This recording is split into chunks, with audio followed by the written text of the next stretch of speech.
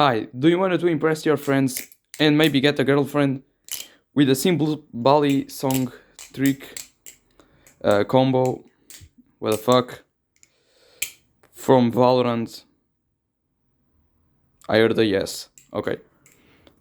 This is the combo, and it's really simple. You really just need to follow instructions. You need to do first behind the 8 ball, then you wanted to do um, index rollover, then Y2K, then short stop.